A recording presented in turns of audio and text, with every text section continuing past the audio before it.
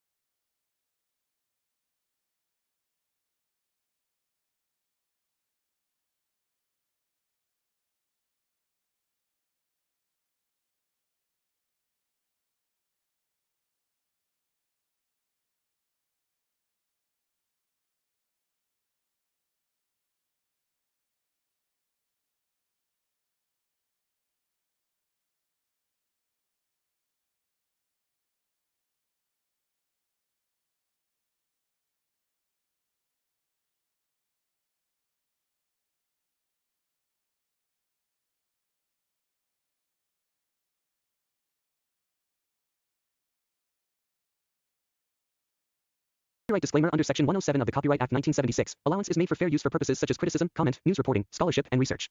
Fair use is a use permitted by copyright statute that might otherwise be infringing. Nonprofit, educational or personal use tips the balance in favor of fair use. Sisu, Road to Revenge continues the saga of Atami Korpi, a man defined by loss, resilience, and unyielding determination. Set in the aftermath of World War II, the film shifts its lens to Soviet-occupied territories, exploring the delicate balance between survival and vengeance. Atami returns to his destroyed family home, confronting the ruins of his past and the trauma of losing his loved ones. Each plank, each fragment of timber, and each trace of fire-damaged memory becomes symbolic, remnants of a life that once held warmth and purpose. His task of rebuilding is not merely physical labor but a profound act of reclaiming identity, memory, and personal agency. The central conflict emerges when Igor Dragunov, the Red Army commander responsible for Atami's family's deaths, resurfaces. Dragunov is no ordinary villain, he represents rigid ideology, domination, and obsessive authority.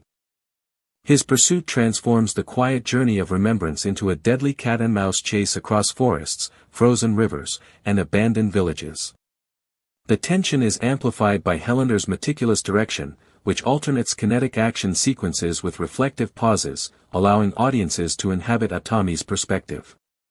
Every decision, movement, and confrontation carries emotional and psychological weight. Atami's character embodies the Finnish concept of Sisu, a combination of grit, resilience, and unwavering determination. His survival is not just physical, it is moral and psychological.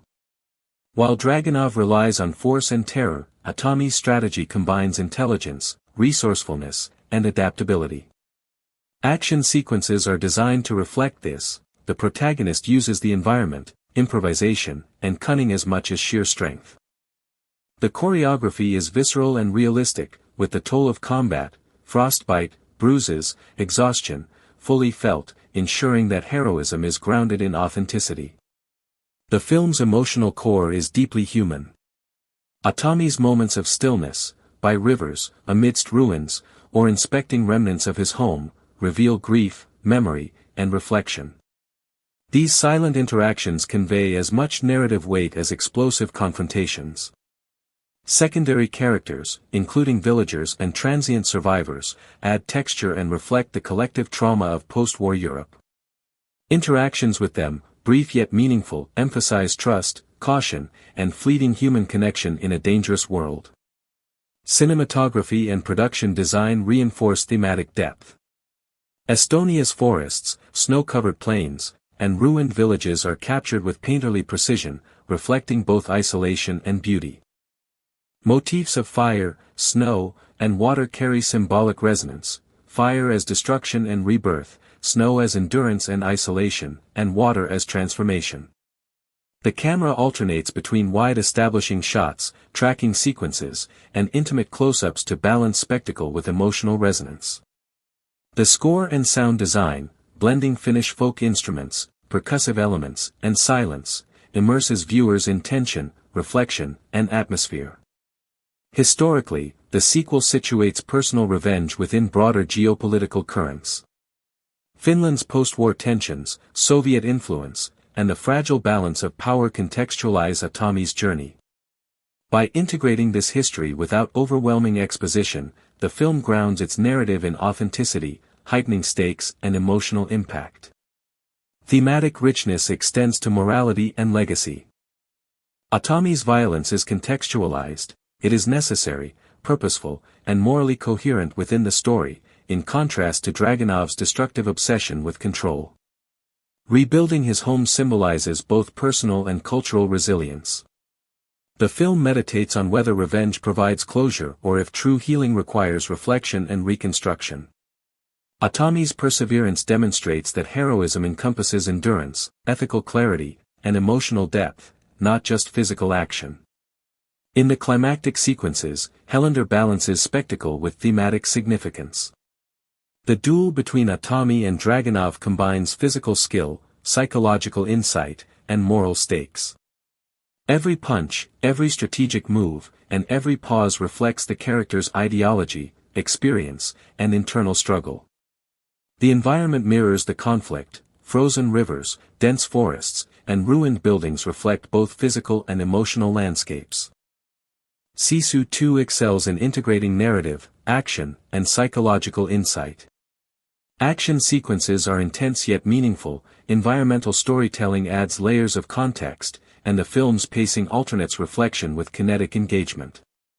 The sequel transcends conventional revenge cinema, offering a meditation on survival, resilience, memory, and moral integrity.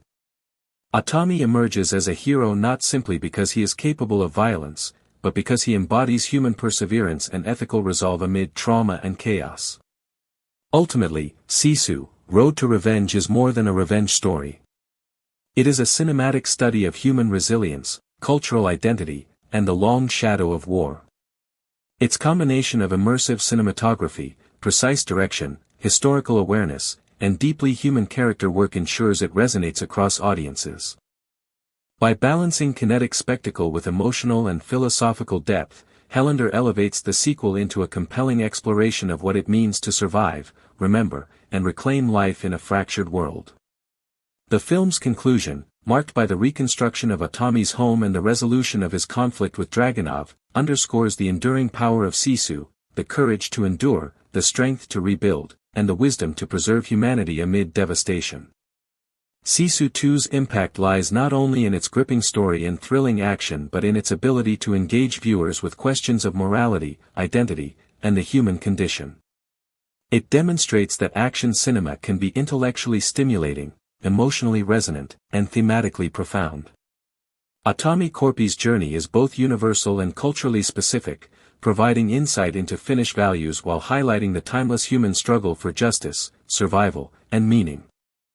Through immersive storytelling, meticulous production, and unforgettable performances, the film achieves a rare balance. It thrills the senses while nourishing the mind and heart, leaving audiences with both exhilaration and reflection. As Sisu, Road to Revenge progresses, one of the most striking sequences occurs during Korpi's traversal of a partially frozen river, a scene that encapsulates the film's marriage of physical endurance, environmental hazard, and psychological tension. The river is not just a geographic obstacle, it is a symbol of the fluid, often treacherous path of Korpi's emotional journey. Each step on the thinning ice requires careful calculation, mirroring the precision needed to navigate both personal grief and external threats. The cinematography accentuates this tension, with close-up shots of cracking ice, Korpi's boots slipping, and his breath visible in the frigid air. The diegetic sounds, the subtle creak of ice, the rush of water beneath, the distant echoes of pursuing forces, create an immersive auditory landscape. The viewer experiences Korpi's vulnerability intimately, understanding that survival here depends on not just strength but intelligence, timing, and resilience. The sequence is intercut with brief flashbacks of his family, images that serve as emotional anchors and explain why he risks everything to preserve a memory, a home, a symbol of a life violently interrupted. Throughout the film, Korpi's moral framework is consistently tested, and dialogue, though sparse, conveys weighty philosophical undertones. A scene in which a local elder warns Korpi of the danger ahead exemplifies the narrative's use of economy in speech. The elder's words are not simply cautionary, they hint at broader ethical questions. What is the cost of survival? How much must one endure, and at what moral price, to achieve justice? Korpi's silent acknowledgement of the warning, combined with his unwavering progression, communicates volumes about his code. He does not explain his decisions, he demonstrates them through action. This restraint in dialogue strengthens the audience's engagement, prompting viewers to read character motivations through physicality, facial expression, and environmental interaction rather than exposition. A key narrative device in the film is its repeated juxtaposition of past and present. Flashbacks are seamlessly integrated into moments of high tension, such as when Korpi is ambushed in a desolate village. In these sequences, subtle changes in color grading, depth of field, and sound distinguish memory from reality. The result is a layered narrative where the audience understands that Korpi's every action is informed not merely by immediate danger but by accumulated trauma and moral reasoning. The flashbacks are not indulgent, they are narrative engines that provide context and heighten emotional stakes, making every victory and setback feel consequential. Dragunov's pursuit is another narrative pillar, executed with careful attention to psychological tension. Unlike traditional action villains who exist purely as external threats, Dragunov is portrayed as an almost philosophical counterpoint to Korpi. Where Korpi embodies resilience, moral integrity, and memory, Dragunov represents institutional power, ideological rigidity, and the suppression of individual moral agency. Their confrontations are thus not merely physical contests, they are clashes of worldview. One pivotal scene involves Dragunov orchestrating a complex ambush using local terrain and loyal soldiers, believing that Korpi's endurance is finite. The choreography of this confrontation emphasizes not just physical skill but strategic intellect, reinforcing the thematic notion that survival and justice require more than brute force, they demand foresight, adaptability, and ethical clarity. The emotional arcs of secondary characters further enrich the narrative. Displaced villagers, former comrades, and even minor antagonists are depicted with subtle depth, emphasizing the broader societal impact of war and occupation. One particularly poignant sequence features a family Korpi aides, who have lost their home and livelihood. Their interactions with him are minimal, yet through visual storytelling, the careful handling of a child, the mending of tattered clothing, the shared meals, they become mirrors reflecting Korpi's humanity. These scenes reinforce the idea that heroism extends beyond combat prowess, it includes the capacity for empathy, compassion, and moral decision-making under extreme pressure. Production design in Sisu, Road to Revenge is meticulous, reflecting a commitment to historical authenticity and immersive realism.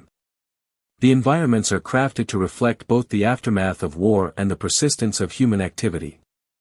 Abandoned villages, ruined homes, and makeshift camps are detailed with practical artifacts, scorched furniture, scattered personal items, and improvised structures that suggest ongoing survival. These choices create a tangible world in which the narrative unfolds, making Korpi's journey through the landscape feel both epic and intimate. Costume design mirrors character development. Korpi's clothing, progressively worn and weathered, signals the physical toll of his journey, while enemy uniforms are stylized to convey ideological dominance and threat without reducing characters to caricature.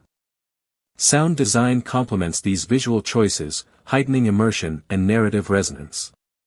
The film emphasizes environmental sounds, the crunch of snow underfoot, the whistle of wind through forested terrain, the distant echoes of gunfire, to reinforce tension. In quieter sequences, subtle ambient noises underscore Korpi's isolation and reflection. The musical score remains understated, employing minimalist motifs that swell only when emotional stakes peak, ensuring that sound enhances rather than overwhelms the storytelling. Together, these elements create a sensory experience that is immersive, emotionally charged, and narratively purposeful. A recurring motif in the film is the concept of rebuilding. Korpi's mission to carry and reconstruct his family's home operates on multiple levels. Literally, it is a task of physical reconstruction. Symbolically, it represents the preservation of memory, the reclamation of identity, and the assertion of agency in a world shaped by chaos. Each stage of the journey is marked by obstacles that test his physical and moral limits, reinforcing the notion that the act of rebuilding, whether a home, a community, or one's own sense of self, is inseparable from endurance and ethical commitment. The house itself becomes a narrative symbol, evolving from a ruin into a vessel of hope and memory, its reconstruction paralleling Korpi's own recovery from trauma. The film's cinematography further reinforces thematic depth through careful attention to composition, lighting, and color. Wide establishing shots convey scale and isolation, while intimate close-ups highlight emotional nuance. Lighting design often relies on natural sources, sunlight, moonlight, lanterns, to maintain realism and immerse the viewer in Korpi's world. Color palettes shift subtly to signal emotional tone, desaturated, cold hues dominate moments of conflict and hardship, while warmer tones punctuate moments of reflection, connection, or tentative hope.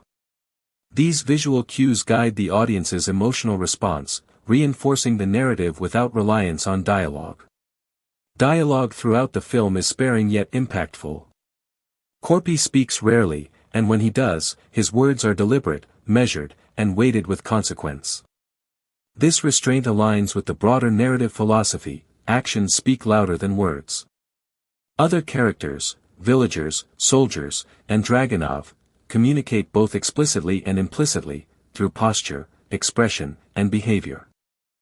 The interplay between speech and silence, verbal and nonverbal communication, creates a rich, layered texture that deepens character development and narrative complexity. Historically, the film situates itself within a post-World War II context that is both specific and evocative. The political landscape of occupied territories, shifting alliances, and the lingering presence of ideologically driven military forces provides a grounded backdrop for the narrative. Yet the film elevates this setting into a heightened cinematic reality, where human endurance and moral resilience are magnified. By blending historical authenticity with mythic storytelling, Sisu, Road to Revenge achieves a dual impact. Viewers are both informed and emotionally engaged, experiencing the stakes of survival and justice on multiple levels. As the narrative reaches its climax, Korpi confronts Dragunov in a series of encounters that combine physical, strategic, and moral challenges. Each confrontation escalates tension while reinforcing thematic motifs: endurance under pressure, the ethical dimensions of revenge, and the interplay between personal honor and systemic power. The action choreography balances realism with cinematic spectacle, ensuring that every blow, pursuit, and tactical maneuver is narratively justified and emotionally resonant.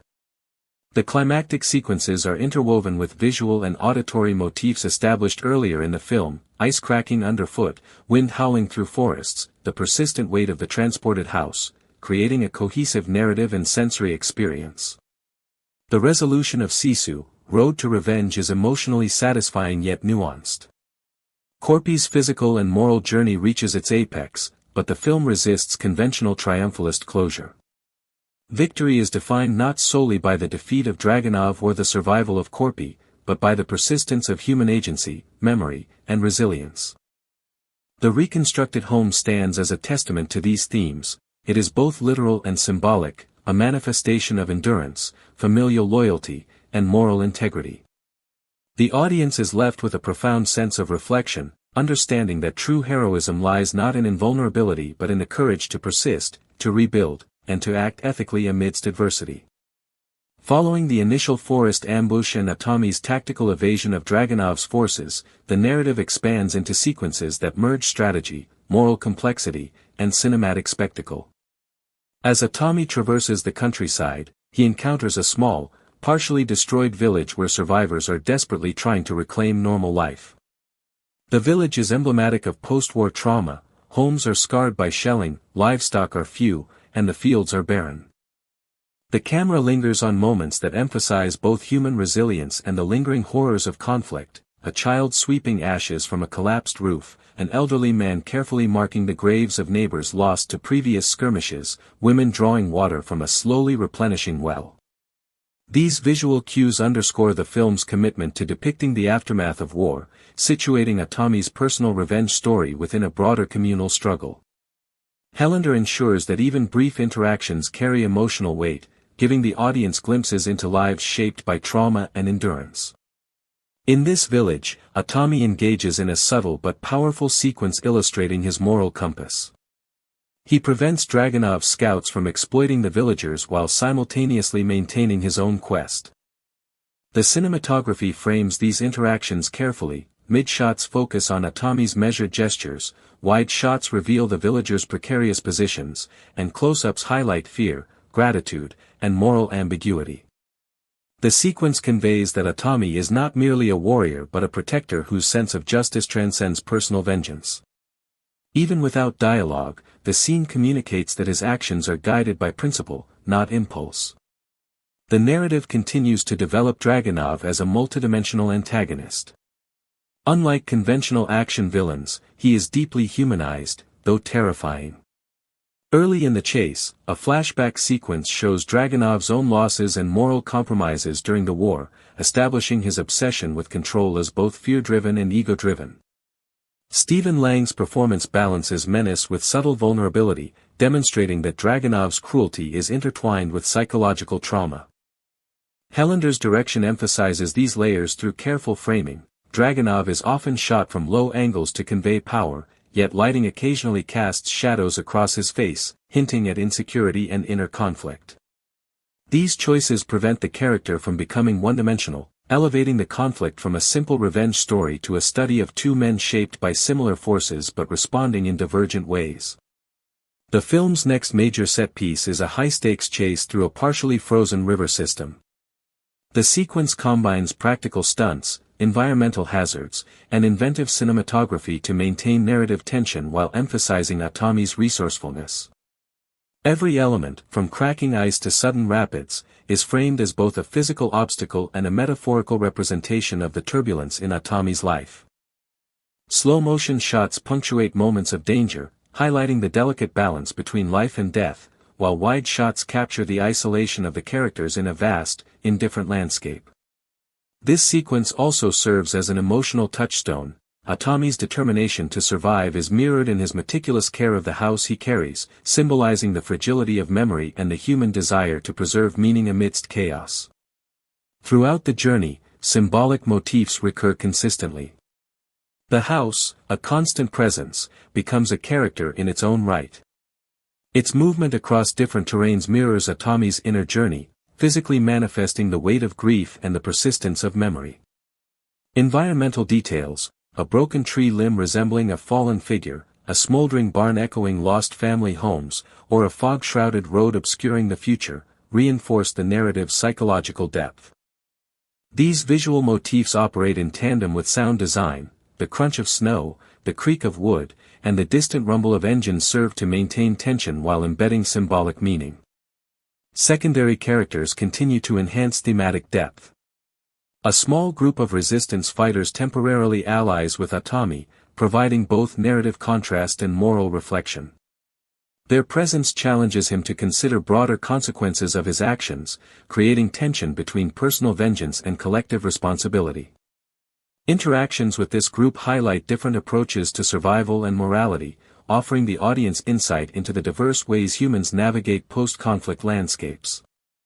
The characters' dialogue is sparse but loaded with subtext. Each word is deliberate, revealing history, loyalty, and fear while advancing the plot. The first direct combat sequence with Dragunov's forces escalates into a prolonged, meticulously choreographed set piece.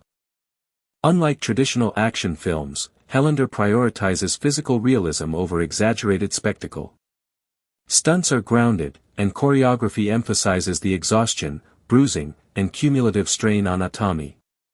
Cinematic techniques further amplify intensity. Handheld cameras during close-quarter fights immerse viewers in the chaos, while high-angle shots contextualize the spatial dynamics of the battlefield. The scene culminates with a tense, psychologically charged standoff that foreshadows the final confrontation.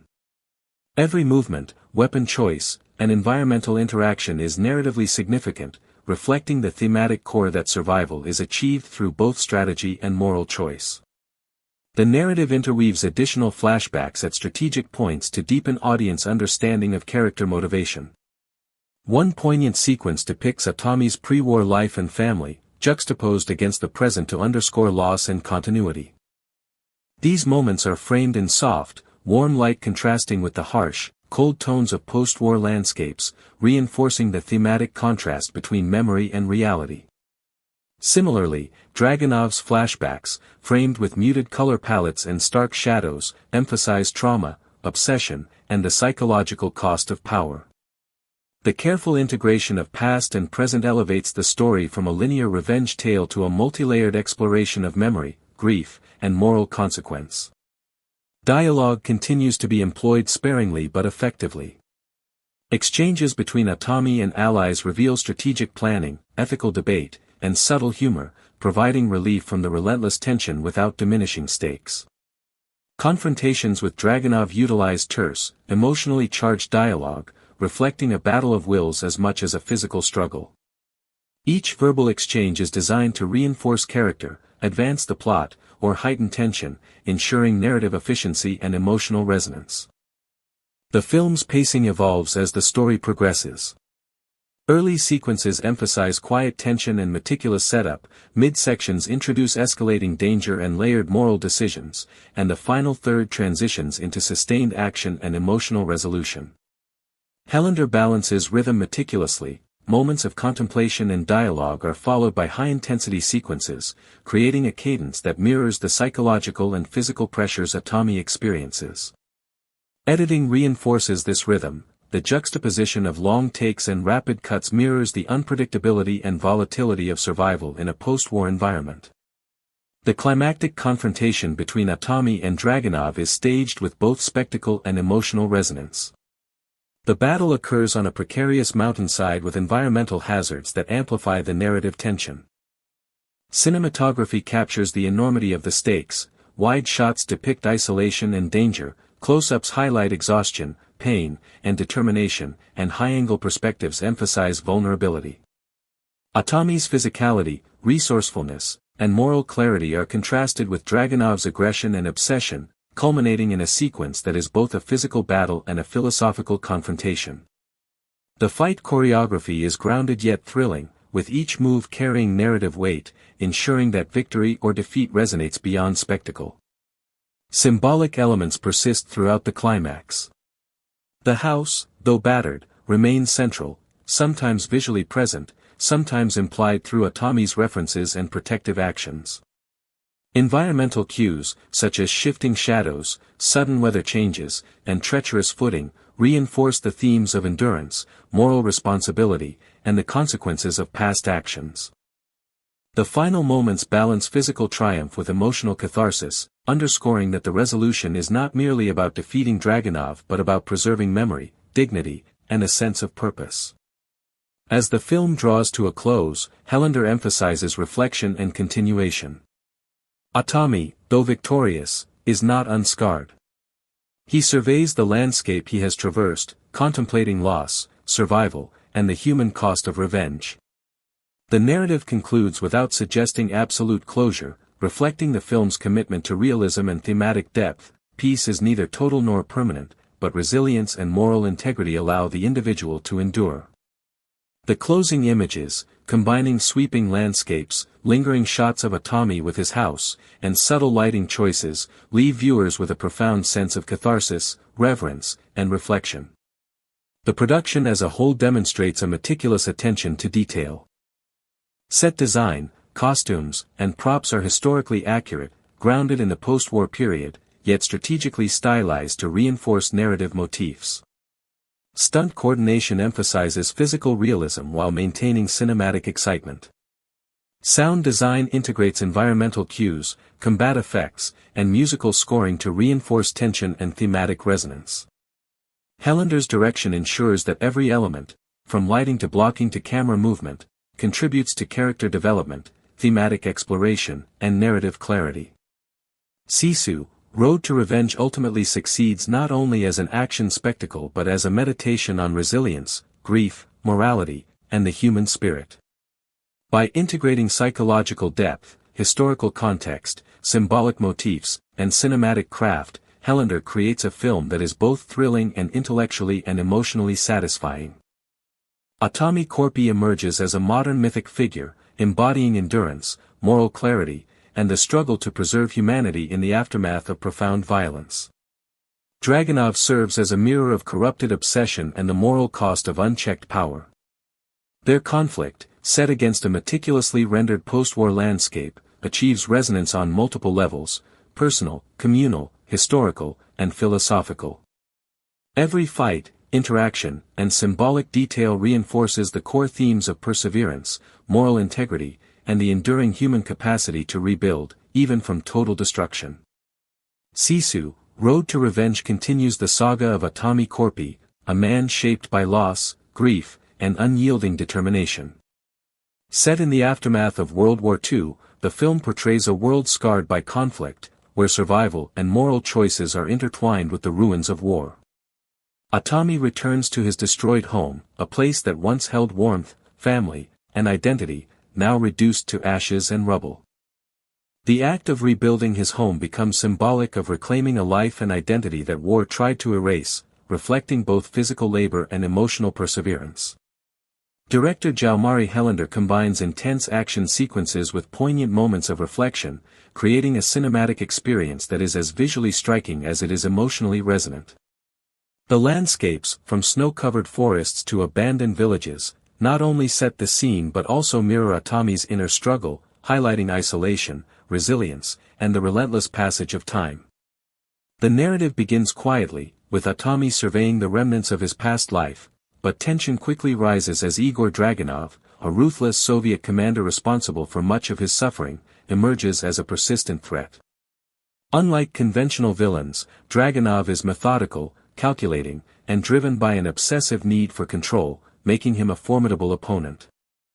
Atami's journey across frozen rivers, dense forests, and war-torn villages evolves into a deadly chase, where every decision, movement, and strategy carries life-or-death consequences. The film emphasizes that survival is not simply a matter of physical strength but of intelligence, adaptability, and careful observation. Through these sequences, the story examines themes of revenge, morality, and the human cost of prolonged conflict, asking whether vengeance can ever truly heal deep wounds or restore what has been lost. Atami Korpi is the embodiment of the Finnish concept of Sisu, representing perseverance, courage, and resilience in the face of extreme adversity. His strength lies not only in combat but in his capacity to endure pain, navigate complex situations, and retain moral clarity amidst chaos. Jorma Tommila delivers a performance that relies on subtle expressions, controlled movement, and minimal dialogue, conveying volumes about grief, determination, and humanity. Opposing him, Stephen Lang portrays Dragunov as a figure whose obsession with domination and rigid adherence to authority drives him to increasingly desperate actions. The tension between Atami and Dragunov is both physical and ideological, reflecting the broader conflict between human endurance and authoritarian control. Supporting characters, including villagers and transient survivors, enrich the story by providing perspectives on war's impact, fleeting trust, and the challenges of rebuilding life in devastated regions. The film's cinematography and production design are integral to its immersive impact. Filmed primarily in Estonia, the landscapes serve as more than mere backdrop, they communicate mood, history, and emotional texture. Wide shots of frozen plains and dense forests convey isolation and scale, while intimate close-ups capture the psychological intensity of each encounter. Recurrent motifs, such as fire, snow, and water, are symbolic. Fire represents destruction and rebirth, snow reflects endurance and solitude, and water signifies cleansing and transformation. Helander emphasizes practical effects, real stunts, and authentic historical props to enhance realism. The sound design complements the visual storytelling, integrating environmental sounds like cracking ice, crunching snow, and distant gunfire with a subtle score that blends orchestral and traditional Finnish elements. Silence is used strategically to heighten tension and reflection, allowing the audience to inhabit Atami's perspective fully. Action sequences are choreographed to balance realism with cinematic flair. Atami's confrontations with Dragunov's forces are not merely spectacles of violence but demonstrations of intelligence, strategy, and adaptability. The film highlights the toll of combat, exhaustion, frostbite, bruises, emphasizing that heroism is not without consequence. Each action serves narrative and thematic purposes, reinforcing the psychological and moral stakes at play. Even moments of relative calm are layered with tension and reflection, as Atami navigates the treacherous terrain of a post-war world while grappling with memory, trauma, and the persistent threat of vengeance. These sequences elevate the film beyond typical revenge cinema, blending visceral excitement with philosophical depth. The story also deeply explores the emotional and psychological consequences of loss and prolonged exposure to violence. Atami's silent reflections by rivers, amidst ruins, or over the remnants of his home reveal the weight of grief and the enduring struggle for personal closure. The narrative underscores that survival is both a physical and emotional endeavor, and that rebuilding life after trauma requires moral courage as much as resilience. Encounters with other survivors emphasize the fragility of human trust, the complexity of relationships in a fractured world, and the need for connection even in extreme isolation. Through these interactions, the film presents a nuanced portrait of post-war humanity, exploring the lingering impact of conflict on both the individual and the community. The climactic confrontation between Atami and Dragunov combines strategy, physical skill, and moral stakes, culminating in a resolution that reflects the film's thematic concerns. While Atami ultimately triumphs, the narrative emphasizes the costs of violence, the endurance required to survive, and the moral clarity necessary to navigate a world shaped by chaos. The reconstruction of his home symbolizes more than physical restoration, it represents the reclamation of memory, identity, and hope. By juxtaposing destructive conflict with acts of rebuilding and perseverance, the film highlights the enduring human capacity to endure trauma and restore meaning, even in a world marked by devastation. Ultimately, Sisu, Road to Revenge succeeds as both a gripping action film and a meditation on resilience, morality, and identity. Its integration of historical authenticity, cinematic artistry, and psychological depth sets it apart within the revenge and survival genres. The interplay of action, reflection, and environmental storytelling immerses viewers in Atami's journey, offering both thrilling spectacle and profound thematic insight. The film demonstrates that true heroism is not defined solely by physical prowess but by the ability to endure hardship, act ethically amidst chaos, and reclaim one's life and humanity after the worst circumstances imaginable. Through its narrative, performances, cinematography, and thematic richness, the sequel solidifies its place as a landmark in modern Finnish cinema, celebrating the enduring power of Sisu and the resilience of the human spirit. As the film unfolds, the first major action set piece following Korpi's departure from his ruined home immediately establishes the stakes, combining meticulous choreography with emotional weight. Korpi is ambushed on a narrow forest path, where the interplay of natural obstacles and enemy strategy creates tension. Branches crack underfoot, snow shifts with each movement, and the camera captures subtle details, the crunch of ice, the slight tremor of Korpi's hands as he balances the heavy planks of his house. These environmental elements are not mere set dressing, they actively shape the narrative, forcing Korpi to rely on ingenuity as well as physical strength. He uses fallen logs as barriers, snow banks to obscure movement, and improvised traps to level the playing field against multiple adversaries. This sequence, lasting several minutes, exemplifies the film's philosophy, that action is inseparable from strategy, moral intent, and environmental awareness. The choreography emphasizes not just brute force but intelligent, adaptive problem-solving, underscoring Korpi's enduring resourcefulness. In this same sequence, a brief interaction between Korpi and a young villager introduces subtle layers of emotional and thematic depth. The child, who has been following the forest path at a safe distance, watches Korpi silently.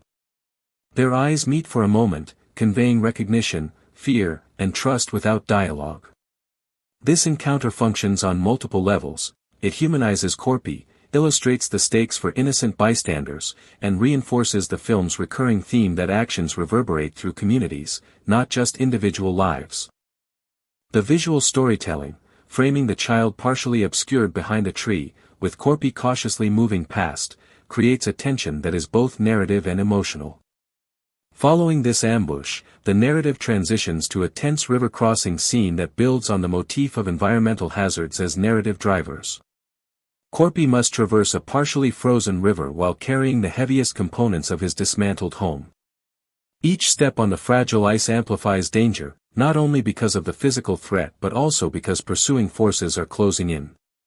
The sequence is punctuated by brief flashbacks of his family, providing context for his determination and highlighting the personal stakes behind every physical exertion. The cinematography captures both the scale of the environment and the intimacy of the struggle. Wide shots illustrate the vast, unyielding expanse of the frozen river, while close-ups detail the tension in Korpi's face and hands. The sound design emphasizes realism. The cracking ice, rushing water, and distant gunfire form a layered, immersive auditory environment. These sequences exemplify the film's unique approach to action, where danger is holistic, involving both human and environmental elements. Once across the river, Korpi's journey brings him into contact with a small village still reeling from the consequences of Soviet occupation. The filmmakers use this setting to explore post-war socio-political dynamics, illustrating how ordinary citizens navigate survival under oppressive conditions.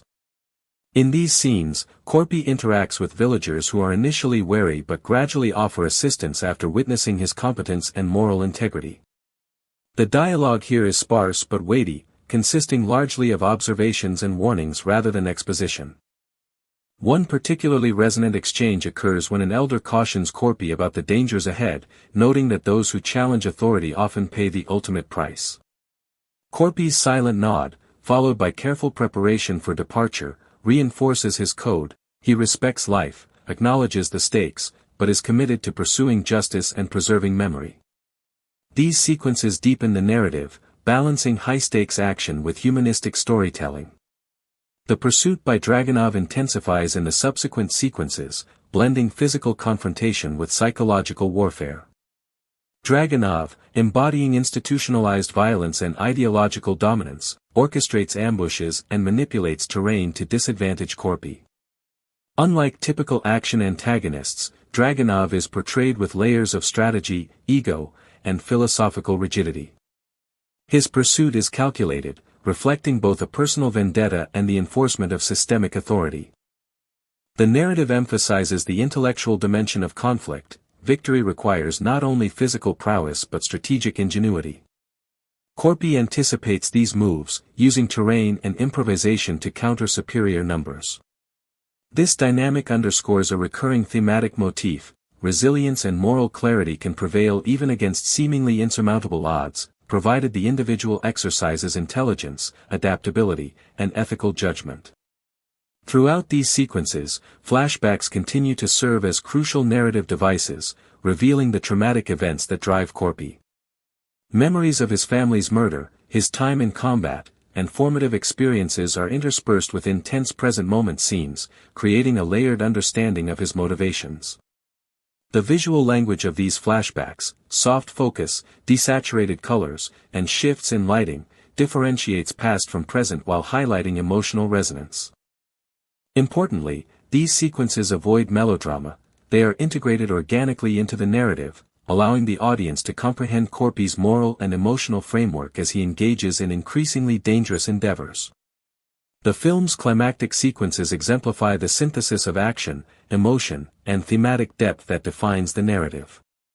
One particularly memorable sequence involves a large-scale confrontation in an abandoned industrial complex. The environment itself is used strategically. Broken machinery provides cover, catwalks allow vertical engagement, and shadows create uncertainty. Korpi moves methodically, neutralizing threats while preserving the structural integrity of the area, ensuring that his pursuit does not endanger innocence. Dragunov's forces, confident in numerical superiority, are methodically dismantled through a combination of tactical ingenuity and Korpi's physical skill. These sequences are visually striking, combining wide shots of architectural decay with intimate handheld perspectives that immerse the viewer in the immediacy of combat. The choreography emphasizes realism, showing the physical toll of each movement, the careful use of leverage and momentum, and the precise timing required for survival. Here, action becomes an extension of character. Each maneuver communicates not only skill but moral intention, as Korpi chooses when to confront, when to evade, and when to neutralize threats efficiently yet ethically. The narrative's philosophical core is reinforced during dialogue-light sequences where Korpi is forced to make ethical decisions under extreme pressure. For example, during a night ambush, he discovers a group of civilians trapped between opposing forces. Rather than exploiting the situation for tactical advantage, he undertakes a dangerous diversion to ensure their safety. The film portrays these choices with subtle visual and auditory cues. Tense music underscores the risk, low lighting emphasizes moral ambiguity, and close-ups capture Korpi's focus and internal deliberation. These moments transform the narrative from a conventional revenge tale into a meditation on moral resilience, emphasizing that heroism is measured not solely by physical feats but by the integrity of one's choices. Production insights illuminate how these sequences were achieved. Filming on location in Estonia provided access to authentic, historically resonant landscapes that enhanced realism. Practical effects dominate the film, The frozen river sequence, for example, involved controlled ice breaking and careful safety planning, ensuring that tension was grounded in tangible risk. Sets were meticulously designed to reflect post-war destruction and survival. Abandoned villages feature burned homes, scattered personal belongings, and improvised shelters, all contributing to a lived-in world. Costume design mirrors narrative progression. Corpy's clothing is progressively worn and weathered, reflecting the physical and emotional toll of his journey, while enemy uniforms signal authority and ideological alignment without reducing characters to archetypes. The film's sound design further amplifies immersion and narrative tension. Environmental audio, wind, snow, distant gunfire, is layered to create a sense of space and danger. Action sequences are punctuated by realistic auditory feedback, the snap of wood, the strain of hauling heavy materials, the thud of combat impacts. The musical score remains understated yet emotionally resonant, with motifs recurring to signal personal stakes or thematic continuity.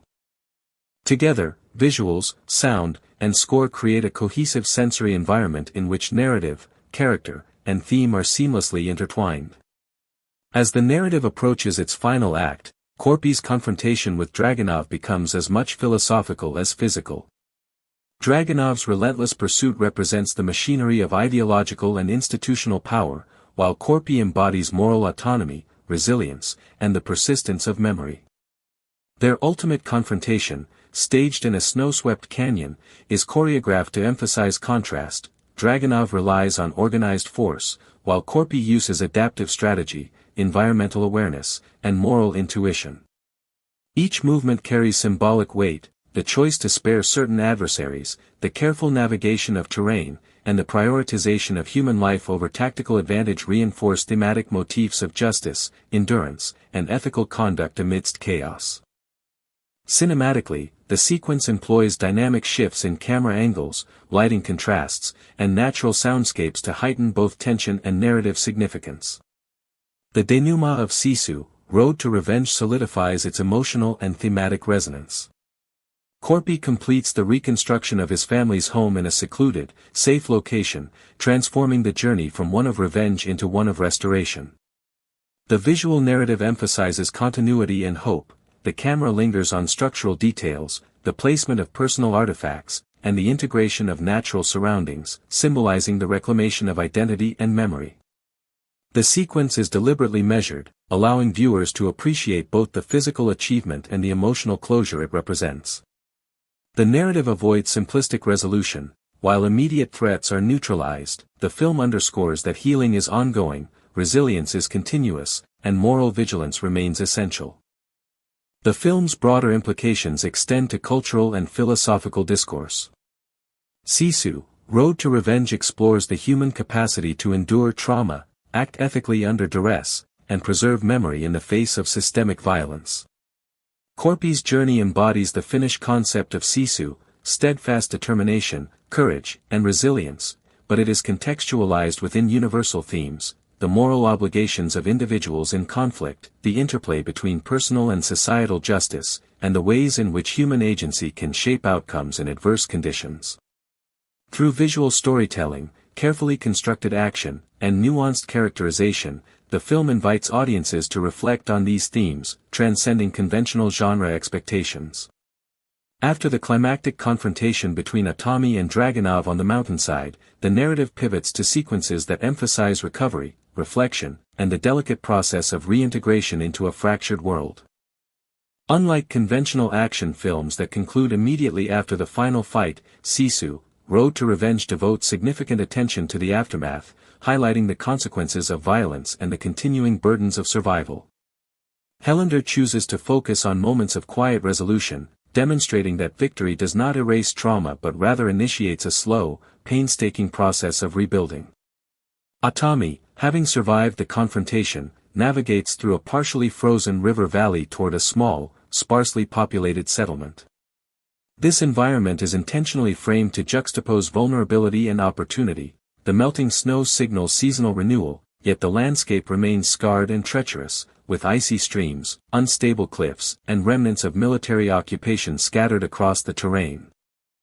The cinematography emphasizes these contrasts through deliberate framing, long, wide shots convey both isolation and the scope of the environment, while mid-shots focus on Atami's careful, measured movements, reflecting the continued tension between survival instinct and moral obligation. Each environmental detail is purposeful. Broken carts, abandoned supplies, and frostbitten plants all evoke the persistence of hardship, while narrow sunlit paths, trickling streams, and open fields symbolize the potential for regeneration. Within this settlement, Atami interacts with a small group of survivors attempting to reclaim their lives. These characters serve multiple narrative and thematic functions. First, they humanize the consequences of post-war trauma, revealing how ordinary people navigate scarcity, fear, and loss. Second, they provide opportunities to explore Atami's evolving moral compass. One poignant scene involves a widowed mother cautiously offering him food and shelter. The camera lingers on their tentative exchange, subtle eye contact, minimal dialogue, and hesitant gestures convey volumes about trust, empathy, and the moral weight of human connection. Atami's acceptance of aid is understated yet meaningful, signaling both humility and recognition that survival is intertwined with communal effort rather than solitary endurance alone. Simultaneously, remnants of Dragunov's forces continue to cast shadows across the narrative. Though their leader has been defeated, his ideology persists, illustrating the film's commitment to exploring the lingering consequences of oppression and violence. Brief encounters with these minor antagonists punctuate the post-climactic sequences, maintaining tension and providing opportunities to reflect on Atami's evolved approach to conflict. Rather than relying solely on brute force, Atami now balances strategic intervention with moral consideration, demonstrating growth from revenge-driven warrior to protector who integrates wisdom and restraint. One particularly symbolic sequence involves Atami repairing part of his house while observing the surrounding countryside. Helander uses lighting and environmental detail to convey thematic resonance. Golden sunlight filters through broken windows, highlighting splintered beams and weathered boards, emphasizing the persistence of memory and the fragility of reconstruction. Ambient sounds, wind through partially collapsed walls, distant bird calls, and the gentle trickle of a nearby stream, reinforce the emotional tone. This sequence is intentionally slow-paced, allowing viewers to absorb the weight of rebuilding, both physically and emotionally. The house, a recurring motif, functions as a visual representation of human endurance, memory preservation, and moral anchoring, reinforcing the film's central themes without requiring exposition. Dialogue in these sequences is sparse yet precise.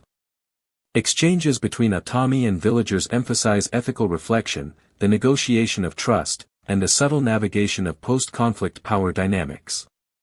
For example, a brief conversation about shared resources highlights the moral responsibility of survival. Atami advocates for protection and fairness without imposing authority, underscoring the transition from individual vengeance to communal stewardship.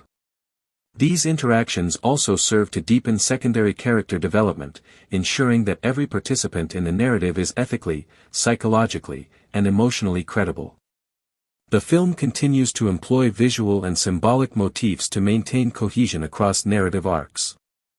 Water, frequently present in rivers, streams, and melting snow, represents both danger and renewal. Its duality underscores the film's central theme: the environment is simultaneously an obstacle and a medium for restoration, reflecting the complex interplay between struggle and hope. Similarly, recurring motifs of light and shadow illustrate moral and psychological tension. Moments of illumination coincide with clarity, revelation, and ethical decision-making, while shadows suggest ambiguity, risk, and the lingering presence of trauma. These cinematic choices create a visual vocabulary that complements narrative and thematic content. Secondary conflicts continue to emerge in subtle, character-driven ways. A young boy in the settlement repeatedly tests Atami's patience and moral boundaries, challenging him to balance protection with autonomy. Atami's responses, measured, patient, yet firm, reveal a shift from purely reactionary heroism to intentional mentorship and stewardship. In parallel, minor antagonists lingering from Dragunov's defeated forces provide physical challenges and ethical dilemmas. For example, when scavenging groups threaten the villagers, Atami intervenes with minimal violence, emphasizing moral restraint and strategic foresight. These sequences reinforce the film's ongoing exploration of how past violence shapes present choices and how moral agency manifests in post-conflict environments. A key sequence further develops Dragunov's psychological influence, even posthumously. Documents, maps, and propaganda left by Dragunov's forces create obstacles and narrative tension, forcing Atami to confront remnants of ideological control. The cinematography emphasizes these objects through close-ups and tracking shots, highlighting the tangible persistence of past oppression. These sequences underscore one of the sequel's central assertions: the consequences of violence and authoritarian control extend beyond immediate physical threats and permeate the moral and psychological fabric of society. Atami's methodical neutralization of these residual threats reflects both strategic acumen and moral responsibility, illustrating growth and emphasizing the narrative's ethical dimension. The emotional apex of the post-climactic sequences occurs when Atami symbolically integrates fragments of his destroyed home into a communal rebuilding project. This sequence is densely layered with visual, thematic, and emotional significance. He collaborates with villagers to repair homes, clear debris, and re-establish a sense of normalcy. The camera alternates between wide shots of the cooperative labor and intimate close-ups of gestures, a hand placing a plank, a beam being lifted, a child observing silently, emphasizing intergenerational transmission of resilience. Light plays a critical role. Sunlight breaking through clouds suggests hope, while lingering shadows on fractured walls maintain tension, reminding the audience that reconstruction is fragile and ongoing. The combination of practical labor, environmental awareness, and subtle visual metaphors illustrates the film's commitment to portraying resilience as a complex, communal process rather than a solitary triumph. Sound design in these sequences is equally meticulous. Ambient environmental sounds, wind, running water, distant bird calls, blend with diegetic noises of labor, creating an immersive experience. Musical scoring is restrained, often employing soft strings or percussion to underscore emotional resonance without dominating the naturalistic soundscape. This approach maintains realism while enhancing narrative depth, allowing viewers to engage both cognitively and emotionally. The interplay between silence, environmental sound, and subtle music mirrors Atami's internal state, reflective, vigilant, and slowly integrating trauma into purposeful action. The film's conclusion emphasizes the cyclical and enduring nature of resilience. Atami surveys the rebuilt settlement, his house now partially restored and serving as both a personal and communal symbol. Wide shots frame him against a landscape that reflects both devastation and renewal, suggesting that endurance requires ongoing effort, moral clarity, and communal engagement. Hellander's direction ensures that the ending is not a simple resolution but a meditation on the persistence of memory, moral responsibility, and the human capacity to restore meaning after profound loss. Minor characters, the children, the widows, the previously marginalized villagers, occupy the frame, illustrating the interdependence of individual and community in post-conflict recovery. In terms of production, these sequences demonstrate unparalleled attention to detail. Set dressing integrates remnants of war and indicators of human resilience, blending realism with visual symbolism. Costume design emphasizes functional attire suitable for post-war reconstruction while subtly communicating character traits. Stunt coordination focuses on physical realism in labor, emphasizing endurance and risk. The camera employs a mix of handheld, tracking, and aerial shots to capture the scope of reconstruction while maintaining intimate engagement with character action. Hellander's combination of practical effects, location shooting, and careful staging ensures that every frame contributes narratively, thematically, and aesthetically. Thematically, the film's denouement underscores several key ideas: moral resilience, the ethics of survival, the persistence of memory, and the human capacity for communal restoration. Atami's journey illustrates that heroism is as much about ethical consistency and endurance as it is about physical prowess.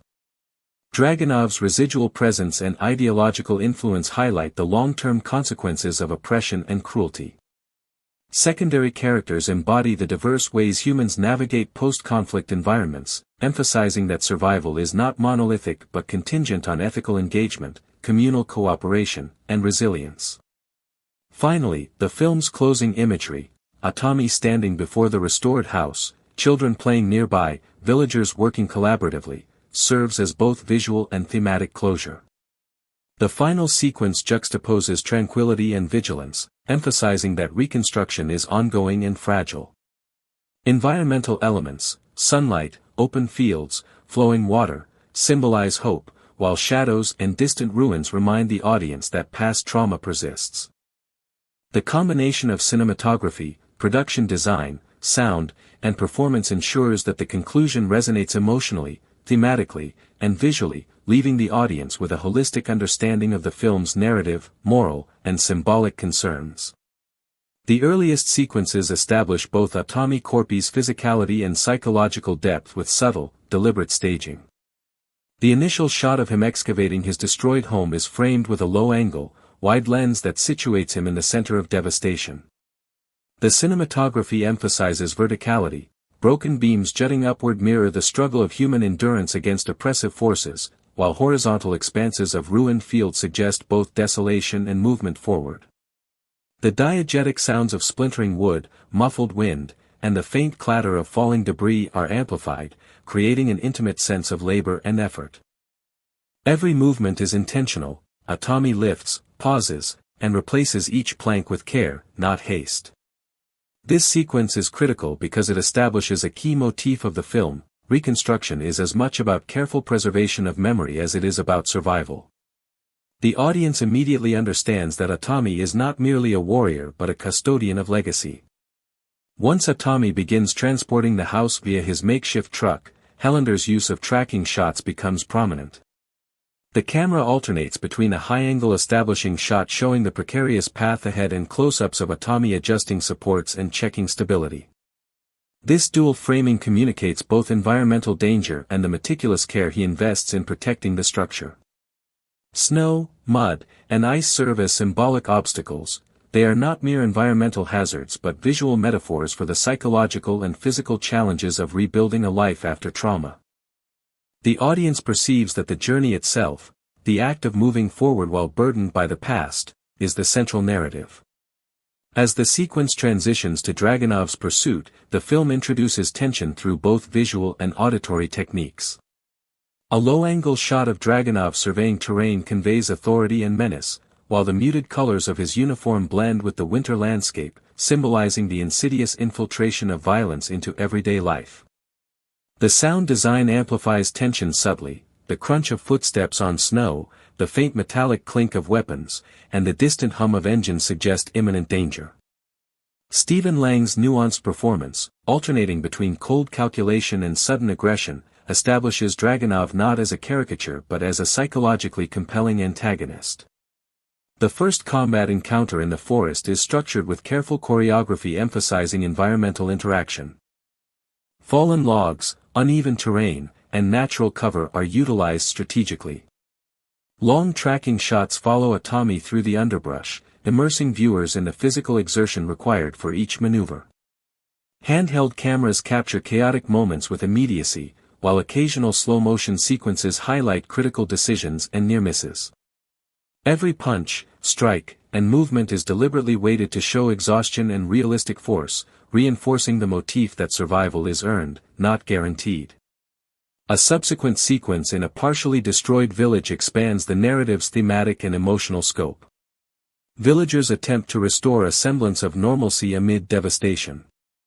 Hellander's camera lingers on small acts, a mother carrying water, a child sweeping debris, establishing the persistence of life even in ruins. Atami's intervention in protecting these villagers from Dragunov's scouts demonstrates the evolution of his moral compass. He is not only seeking vengeance but also safeguarding innocence and morality. Mid-shots of Atami with villagers, combined with wide shots of the ruined environment, reinforce the dual themes of individual action and communal consequence. Flashbacks punctuate these sequences, providing context without interrupting pacing. Atami's memories of pre-war life are rendered in warm tones, soft focus, and gentle camera movements, contrasting starkly with the cold, desaturated palette of the present. These visual distinctions immediately cue the audience to shifts in temporal perspective. Flashbacks to Dragunov's past employ muted color palettes, rigid framing, and shadow-heavy lighting, emphasizing psychological rigidity and moral corruption. The interplay of these two narrative threads reinforces the central duality of the story: resilience versus obsession, moral agency versus authoritarian control. The river chase sequence is notable for its technical sophistication. Wide shots capture the vastness of the frozen river system, while tracking and overhead drone-style shots highlight the precariousness of Atami's movement. The cinematography emphasizes balance and tension, framing environmental hazards as narrative obstacles. Practical stunts are employed extensively. Atami negotiates ice patches, unstable rafts, and falling debris. The soundscape combines rushing water, snapping ice, and diegetic impacts of combat, creating an immersive experience. Musical scoring is minimal, allowing environmental sounds to dominate and enhance realism. Symbolically, the river embodies both danger and the potential for cleansing and renewal, reinforcing the thematic continuity of rebirth after destruction. Secondary characters encountered during these sequences deepen the narrative and thematic layers. A group of resistance fighters provides ethical contrast and narrative complexity. Their tactical discussions and moral debates challenge Atami to consider the consequences of his choices beyond immediate survival. Dialogue is economical but laden with subtext. Exchanges about trust, resource allocation, and strategic priorities reveal both character and situational tension. Close-ups highlight subtle reactions: raised eyebrows, clenched fists, and hesitant glances communicate moral conflict without explicit verbalization. The first major direct confrontation with Dragunov's forces culminates in a forested compound. Helander stages this with a combination of environmental hazards, strategic positioning, and psychological tension. Atami employs improvised weapons and uses terrain to his advantage. Cinematic techniques reinforce the stakes. Long takes capture sustained physical effort, close-ups show strain and concentration, and high-angle shots situate the protagonist against overwhelming odds. The choreography emphasizes human vulnerability. Each strike carries fatigue, bruising, and strategic consideration. Visual motifs: the recurring presence of the house in background frames, the contrast of shadow and light, and recurring environmental hazards, reinforce narrative and symbolic continuity. Throughout these sequences, dialogue remains minimal, emphasizing action and visual storytelling. Interactions are carefully crafted. Terse exchanges convey threat, moral choice, or strategic negotiation. Secondary characters' sparse speech communicates their psychological states and situates them within the broader moral landscape.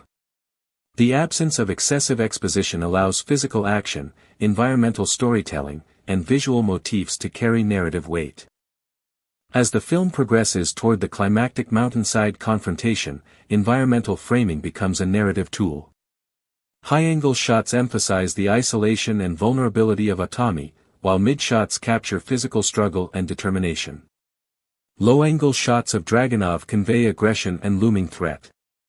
Environmental hazards, loose rocks, treacherous slopes, and shifting weather, intensify tension while symbolically representing the challenges of moral and emotional endurance.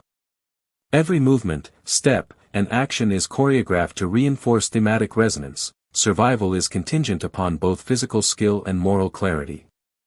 The final confrontation is meticulously detailed. Cinematic rhythm alternates between chaotic close-quarters engagement and deliberate, tension-filled wide shots. Environmental interaction is critical. Atami uses terrain strategically, improvising from available natural elements. Each punch, parry, and maneuver is weighted with realism. Diegetic sounds, labored breathing, wood splintering, stones falling, heighten immersion. The recurring visual motif of the house subtly appears, framing the conflict as more than physical. It represents the protection of memory, legacy, and human dignity. Post-climactic sequences focus on restoration, moral reflection, and communal rebuilding. Atami collaborates with villagers to reconstruct homes, clear debris, and safeguard resources. Wide shots communicate scale, close-ups emphasize gesture and human interaction. Lighting shifts from cold desaturation to warmer hues, visually signaling hope and gradual renewal. Environmental sounds, flowing water, wind, birdsong, are amplified to create a sense of continuity and resilience. Musical scoring is subdued, allowing naturalistic soundscapes to convey emotional resonance. Minor characters continue to contribute to narrative and thematic depth. Children's curiosity and playfulness highlight innocence and future potential. Adults' cautious cooperation emphasizes ethical deliberation and communal rebuilding. Atami's interactions with these characters demonstrate moral evolution, from solitary revenge-driven warrior to mentor, protector, and community participant. These sequences underscore that true resilience and heroism involve ethical decision-making and communal responsibility. The film concludes with a synthesis of thematic, visual, and narrative elements. Atami stands before the partially restored house, surveying the community he has aided. The camera captures him in wide shots against the expansive landscape, emphasizing both vulnerability and accomplishment. Light and shadow are employed symbolically. Sunlight filtering through broken structures signifies hope and renewal, while lingering shadows remind viewers that trauma persists. Environmental and visual motifs throughout the film coalesce, reinforcing narrative cohesion and thematic depth. The closing sequence emphasizes endurance, moral clarity, and the ongoing nature of reconstruction, both physical and psychological. Sisu, Road to Revenge follows the journey of Atami Korpi, a man whose life has been shattered by the brutal consequences of war, and whose unwavering perseverance defines his existence. The film opens with him returning to his destroyed home, a place filled with the memories of family and childhood now reduced to ashes and ruin. Every detail of this reconstruction, sweeping away debris, inspecting fractured beams, and tending to the snow-laden landscape, is laden with symbolic weight. It is not merely an act of physical labor but a meditation on memory, identity, and resilience in a world attempting to erase both. The landscapes themselves, captured in sweeping cinematic shots, act as silent witnesses to his struggle, portraying the bleak beauty of a post-war Finland and neighboring Soviet-occupied territories. The environment, forests blanketed in snow, frozen rivers stretching across barren plains, and crumbling villages, becomes both a playground and a battlefield, reflecting Atami's internal conflict as he navigates loss, grief, and the desire for retribution. Atami's solitude is disrupted when Igor Dragunov, a relentless Soviet commander whose past actions are tied directly to the destruction of Atami's family and home, resurfaces. Unlike conventional antagonists, Dragunov's menace is intellectual and ideological as much as physical, embodying a rigid obsession with control and domination. His pursuit transforms what initially seems like a personal quest for remembrance into a deadly chase across harsh landscapes, where every step carries imminent danger. Helander carefully constructs tension through the interplay of action and stillness. Chase sequences are interspersed with reflective pauses that allow the audience to inhabit Atami's psychological state. Each snow-covered trail, forested path, and ruined structure is both a physical obstacle and a mirror of Atami's emotional and moral journey. The film emphasizes that survival in this world is more than brute strength, it requires intelligence, resourcefulness, and a deep understanding of human and environmental dynamics.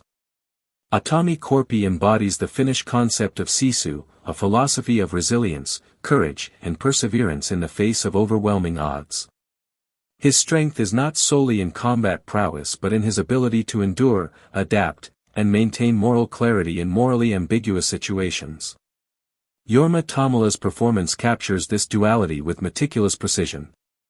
Minimal dialogue, deliberate movements, and expressive facial cues convey the weight of trauma and the resolve that drives his actions. Dragunov, portrayed by Stephen Lang, provides a perfect foil.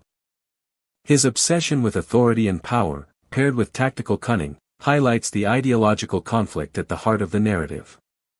Their confrontations are not mere physical battles, they are philosophical clashes, where morality, survival, and the human cost of war collide in dramatic tension.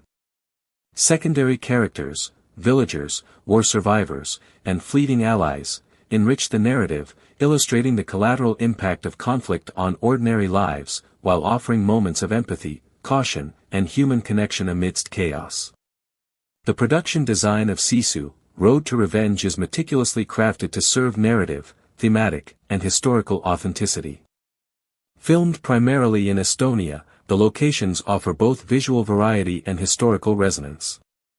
Abandoned villages, snow-laden forests, and frozen rivers are more than backdrops, they are active participants in the story. Wide shots emphasize isolation, scale, and vulnerability, while close-ups capture the emotional gravity of personal confrontation and introspection. Motifs recur throughout the film, including fire, snow, and water, each layered with symbolic meaning. Fire represents destruction and the possibility of renewal, snow reflects endurance and isolation, and water embodies transformation and cleansing. These visual elements are carefully complemented by practical effects, realistic stunts, and historically accurate props and costumes, grounding the narrative in a believable post-war world while allowing room for cinematic stylization and action-driven spectacle. Action sequences are designed to integrate physical intensity with narrative and emotional weight. Atami's confrontations with Dragunov's forces are strategic as much as they are violent, emphasizing environmental awareness, improvisation, and intelligence alongside brute strength. Helander avoids glorifying violence, instead highlighting its consequences, exhaustion, injury, and psychological strain. This approach elevates the revenge action genre, demonstrating that true heroism is a combination of moral fortitude, tactical skill, and physical resilience. Even quieter sequences are charged with tension, where simple environmental details, the creak of a snow-laden branch, the snap of frozen timber, the echo of distant footsteps, become instruments of suspense and narrative insight. The narrative intricately weaves themes of grief, trauma, and moral reflection. Atami's journey is as much internal as it is external, his silent moments by rivers, in ruins, or amidst the remnants of his destroyed home convey the persistent weight of loss and memory. Each decision carries not only survival implications but moral and psychological consequences. The film explores whether vengeance can truly restore what has been lost or whether closure is found through reflection, perseverance, and reconstruction. Interactions with secondary characters emphasize trust and human connection in a fractured world, offering moments of hope, caution, and shared experience. These elements ensure that the story resonates on both personal and universal levels, elevating it beyond conventional revenge narratives. The climactic sequences balance spectacle, philosophy, and emotional intensity. The final confrontation between Atami and Dragunov is choreographed to reflect both physical skill and ideological struggle. Every maneuver, strategic choice, and environmental interaction serves to emphasize the characters' contrasting values, as well as the moral stakes embedded in their conflict. The surrounding landscapes, frozen rivers, dense forests, and war-torn villages, act as extensions of this tension, visually mirroring the struggle between endurance, oppression, and moral clarity. The resolution, while delivering narrative closure, emphasizes the consequences of violence and the enduring human capacity for resilience, reflection, and reconstruction. Sound design and musical composition play crucial roles in immersing audiences within the film's world. Environmental sounds, the crunch of snow, the howl of wind through abandoned structures, the distant gunfire, are combined with a carefully orchestrated score blending orchestral and traditional Finnish elements. Silence is strategically employed to heighten suspense, emphasize reflection, and convey the psychological weight of trauma. Together with visual storytelling, sound enhances emotional resonance and underscores the narrative's philosophical undertones. Sisu, Road to Revenge succeeds as a cinematic experience because it integrates visceral action, emotional depth, historical authenticity, and moral exploration.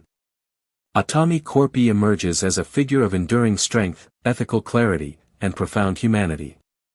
His journey examines the consequences of war, the cost of vengeance, and the necessity of perseverance, highlighting the enduring human capacity to rebuild, reclaim identity, and preserve memory in a world ravaged by conflict. The film demonstrates that true heroism is defined not solely by physical capability but by the ability to endure, act ethically, and navigate the moral and psychological complexities of survival. Through its immersive cinematography, meticulous production design, compelling performances, and layered storytelling, Sisu 2 transcends traditional action cinema, providing a gripping, thought-provoking meditation on resilience, morality, and the enduring power of human spirit. After the climactic confrontation between Korpi and Dragunov, the narrative shifts focus to the subtler, more human aspects of the aftermath. The villagers Korpi encountered earlier play a role in this denouement, illustrating the ripple effect of his actions. Though their appearances are brief, each interaction carries weight. A scene shows Korpi helping a family clear debris from their partially destroyed home, using techniques he perfected while transporting his own dismantled house. These gestures underscore the film's thematic commitment to rebuilding, physically, emotionally, and morally. The camera lingers on small details, a repaired window, a child placing a recovered photograph on a mantel, the faint smile of a mother witnessing progress. These visual cues communicate restoration of community and identity without heavy-handed dialogue, emphasizing storytelling through action and environment. Secondary characters also provide narrative contrast, highlighting different responses to trauma and survival. A local militia leader, initially wary of Korpi, comes to respect his strategic and moral rigor, eventually providing limited support against pursuing forces. Through their interactions, the film examines loyalty, trust, and ethical ambiguity. Korpi's decisions are measured, and the narrative presents each choice as morally informed rather than reactionary. The subtle tension in these interactions underscores a larger thematic point: heroism and leadership are not only about skill or courage but also about the ability to navigate complex social and moral landscapes under pressure. The film's visual symbolism remains consistent throughout, especially in its use of recurring motifs. Snow, ice, and frost are not merely environmental conditions but visual metaphors for isolation, danger, and endurance.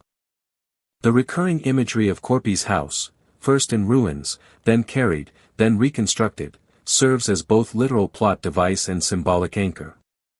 Its gradual restoration parallels the narrative arc, illustrating the themes of memory, identity, and resilience. Even in action sequences, these motifs are integrated. A falling snowflake might frame a hand-to-hand struggle, or frost patterns on a window may visually echo Korpi's internal struggle with grief and perseverance. Dialogue analysis reveals that the filmmakers use sparing verbal exchanges to heighten thematic resonance. Korpi rarely speaks, and when he does, his words are loaded with moral and narrative significance. Dragunov, in contrast, is verbose but calculated, his speeches reflecting ideological rigidity and authoritarian confidence. The contrast between speech and silence, action and reflection, reinforces the philosophical core of the narrative. Moral action is measured not in words but in deeds.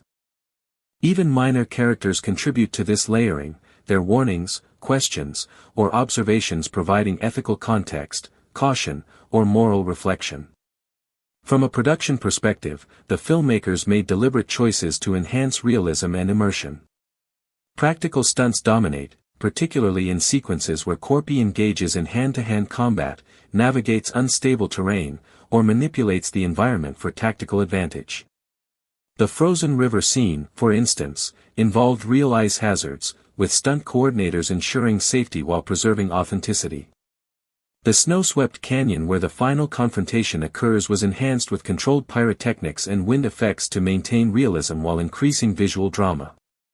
These production choices contribute to the tactile realism that sets Sisu, Road to Revenge apart from CGI-heavy contemporaries, grounding the viewer in the tangible stakes of each scene. Cinematography continues to reinforce narrative and thematic depth.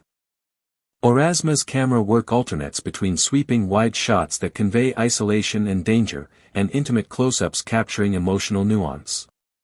Depth of field is manipulated to focus attention on Korpi amidst chaos, emphasizing his agency and perspective.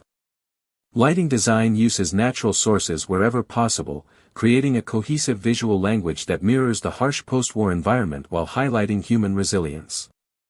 Night sequences utilize lanterns, torches, and diffused moonlight to craft tension and drama without artificial exaggeration, maintaining the film's grounded aesthetic. Sound design and score also play pivotal roles in narrative and emotional impact. Diegetic sounds, the snap of broken ice, rustle of forest underbrush, distant artillery echoes, immerse viewers in Korpi's sensory experience. Musical motifs recur strategically, a low, somber theme signals grief or reflection, while rhythmic pulses heighten action tension. This auditory consistency complements visual storytelling, enhancing emotional resonance and reinforcing narrative cohesion. Comparisons with other revenge and post-war action films underscore the uniqueness of Sisu, Road to Revenge. Unlike many contemporary action films that prioritize spectacle over character, this film integrates physical action with profound psychological and moral stakes. Where traditional revenge films often rely on stylized violence, Sisu emphasizes grounded combat, environmental interplay, and the realistic consequences of physical exertion. In terms of thematic complexity, it aligns with films exploring post-traumatic survival, such as The Revenant or Lone Survivor, but distinguishes itself through its mythic framing of personal resilience, cultural specificity, and narrative integration of moral philosophy. Thematically, the film interrogates resilience, moral autonomy, and the human capacity to rebuild after trauma. Korpi embodies Sisu, the Finnish ethos of courage, determination, and perseverance, but the narrative universalizes this trait, demonstrating how individuals confront adversity across cultural and temporal contexts. Post-war occupation, displacement, and societal disruption provide a rich backdrop for exploring how personal agency intersects with historical forces. Through Korpi's journey, the film explores questions of justice, what constitutes ethical action under duress, how past trauma informs present decisions, and what constitutes meaningful restoration of both identity and community. Critically, Sisu, Road to Revenge has been lauded for its synthesis of intense action and deep emotional resonance. Reviewers note the meticulous choreography, immersive production design, and strong performances, particularly Jorma Tomala's portrayal of Korpi and Stephen Lang's Dragunov. Tomala's embodiment of endurance, moral resolve, and quiet heroism anchors the film, while Lang's portrayal provides a nuanced foil, elevating the conflict beyond physicality into ideological and ethical dimensions. Audiences have responded positively to the integration of grounded realism, environmental stakes, and character-driven narrative, praising the film for transcending genre conventions. The cultural significance of the film extends beyond cinematic technique. Sisu, Road to Revenge highlights themes of post-war resilience, memory preservation, and moral action, resonating with contemporary audiences interested in ethical dilemmas and human endurance. The film's portrayal of the aftermath of conflict, combined with its emphasis on reconstruction and ethical perseverance, offers a lens through which to examine broader societal challenges, how communities rebuild, how individuals maintain integrity under systemic oppression, and how historical trauma informs personal and collective identity. The narrative's culmination, Korpi's successful reconstruction of his family home, serves as a symbolic and literal affirmation of these themes.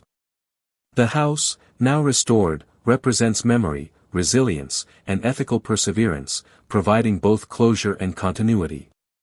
The camera lingers on the details, repaired walls, the placement of recovered artifacts, and Korpi's contemplative observation of his completed work.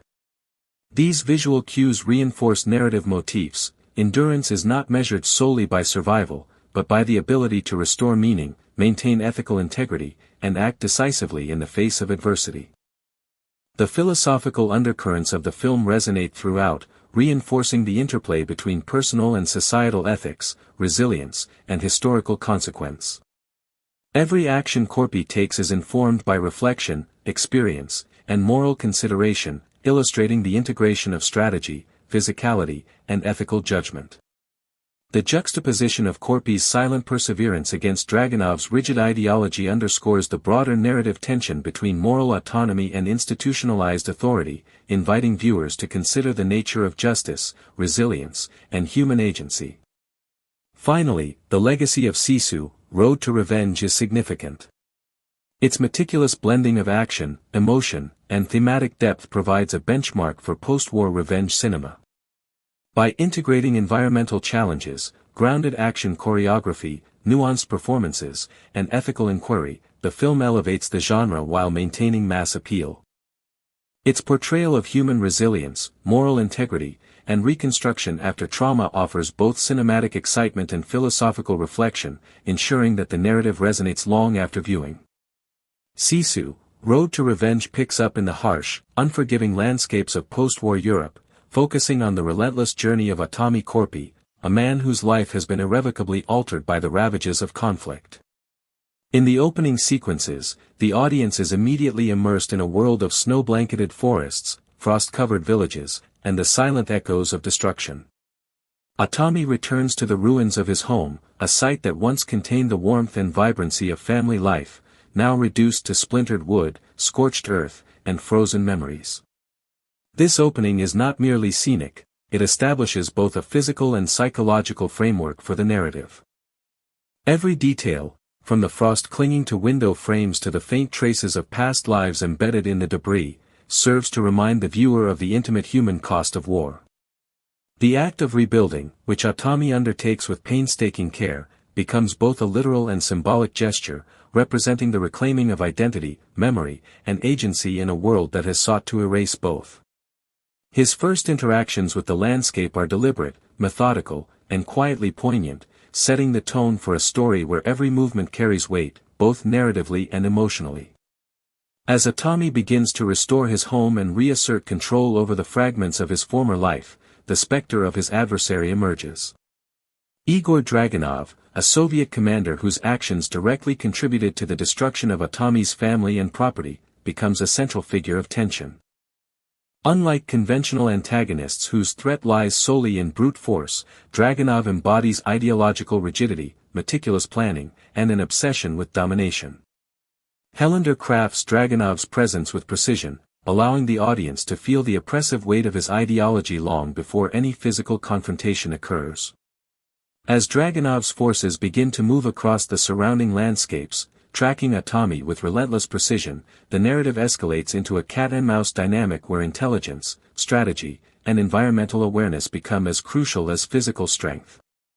Helander's direction emphasizes not just the chase itself but the psychological stakes embedded within it. Every footstep on snow, every broken branch, every subtle environmental cue functions as both a narrative and emotional signal, underscoring the stakes of survival in a post-war world. Atami's characterization is central to the film's narrative and thematic resonance. He is the embodiment of Sisu, a Finnish concept denoting perseverance, courage, and resilience in the face of overwhelming adversity. However, Helander ensures that Sisu is not abstract, it manifests in practical, observable ways. Atami's ability to endure frostbite, navigate treacherous terrain, set traps for adversaries, and maintain psychological composure under relentless pressure illustrates the integration of moral, intellectual, and physical fortitude. Jorma Tommela's performance enhances this multidimensional portrayal. Minimal dialogue is employed, with subtle expressions, controlled gestures, and deliberate pacing conveying layers of emotion and psychological complexity. Even in moments of silence, the viewer perceives the weight of memory, grief, and determination, lending the film a depth that transcends conventional action cinema. His reflection on the ruins of his home, his interactions with natural elements, and his brief encounters with surviving villagers all function as extensions of his internal struggle, reminding the audience that the battle for survival is as much within as it is without. Dragunov, portrayed by Stephen Lang, serves as both narrative and thematic foil. His relentless pursuit is guided not only by personal ambition but by an ideology that privileges control and dominance over empathy or ethical consideration. The contrast between Atami and Dragunov is stark, where Atami operates with moral clarity, intelligence, and adaptability. Dragunov is rigid, reactionary, and increasingly desperate as his pursuit encounters unforeseen obstacles. Helander emphasizes this contrast visually and through choreography, employing tight framing and close-ups during moments of ideological tension and wide shots during action sequences to highlight both the intimacy and scale of conflict. Their confrontations are not purely physical, each engagement functions as a philosophical struggle, interrogating the nature of morality, power, and human resilience. The film's cinematography is integral to its immersive impact. Estonia's landscapes, employed to represent Finland and Soviet-occupied territories, are rendered with painterly attention to detail. Snow-laden forests, frozen rivers, and abandoned villages are not merely backdrops but active participants in the narrative. They shape strategy, influence pacing, and reflect psychological states. Hellander's direction utilizes a combination of wide establishing shots to convey isolation and environmental scale, alongside close-ups to emphasize internal conflict, calculation, and emotional intensity. Recurrent visual motifs, fire, snow, and water, serve symbolic functions. Fire represents destruction, catharsis, and the possibility of rebirth. Snow embodies endurance, isolation, and quiet reflection, and water symbolizes transformation, cleansing, and the passage of time. The interplay between these elements provides narrative texture while reinforcing thematic depth. Action sequences are designed to convey both physical intensity and narrative consequence. Atami's confrontations with Dragunov's forces are informed by strategy, environmental awareness, and improvisation. Hellander avoids gratuitous violence, instead emphasizing the cost of each engagement. Characters exhibit fatigue, injury, and psychological strain, reminding the audience that heroism is grounded in perseverance rather than in vulnerability. Combat choreography integrates the environment into each encounter, with snow, ice, and debris functioning as tactical tools. The film's pacing alternates between kinetic sequences and reflective pauses, enhancing tension while providing insight into the mental and emotional toll of survival. The narrative delves deeply into themes of grief, memory, and moral consequence. Atami's repeated visits to the ruins of his home, silent moments of reflection by rivers, and interactions with survivors communicate the lingering effects of trauma. Each decision, action, and encounter is imbued with both survival stakes and ethical consideration. Secondary characters, such as villagers and transient wanderers, provide additional layers of narrative complexity, demonstrating the broader human impact of war and highlighting the fragility of trust in a fractured world. These interactions create a tapestry of human experience, situating Atami's personal quest within a collective post-war reality. As the story progresses toward its climax, the confrontation between Atami and Dragunov synthesizes narrative, philosophical, and visual elements. The duel is choreographed to reflect strategic acumen, physical endurance, and ideological contrast. Environmental factors, frozen rivers, dense forests, and dilapidated structures, amplify tension and function as extensions of the character's psychological states. Every maneuver carries narrative weight, representing not only immediate survival but also moral and ethical choice. Hellander emphasizes that victory is not solely measured by physical triumph but by the preservation of human integrity and moral clarity amidst chaos. The film's sound design and musical composition enhance its immersive qualities. Environmental sounds, including the crunch of snow, the snap of timber, and distant gunfire, are meticulously layered with orchestral and traditional Finnish instrumentation. Silence is employed strategically to underscore reflection, tension, and psychological intensity. These auditory choices work in tandem with visual storytelling, providing a fully realized cinematic experience that engages the audience on sensory, emotional, and intellectual levels. Sisu, Road to Revenge ultimately succeeds because it interweaves action, historical context, psychological insight, and moral reflection. The film demonstrates that heroism is not merely physical but encompasses endurance, ethical decision-making, and emotional resilience. Atami's journey, framed by post-war destruction, ideological conflict, and personal trauma, serves as a meditation on the human capacity to survive, reclaim identity, and restore meaning in a fractured world. The meticulous integration of production design, cinematography, sound, and performance creates a cinematic experience that is both thrilling and thought-provoking, situating Sisu 2 as a landmark in contemporary Finnish cinema. Through its exploration of revenge, memory, resilience, and moral clarity, the film celebrates the enduring power of Sisu, emphasizing that true heroism emerges not from brute force alone, but from the courage to endure, the wisdom to act ethically, and the persistence to rebuild a life after devastation. Following the settlement reconstruction sequences, the narrative shifts into a series of seemingly minor but narratively rich encounters that continue to reinforce the film's thematic core. The first of these involves a solitary hunter whom Atami encounters along a snow-laden ridge. The hunter is initially wary, clutching a musket, and his presence introduces tension not through overt hostility but through ambiguity. Helander frames this encounter using a combination of mid-shots and over-the-shoulder angles to create an intimate yet suspenseful dynamic. Close-ups of the hunter's hands adjusting the musket, Atami's deliberate posture, and subtle eye contact communicate negotiation and trust without dialogue.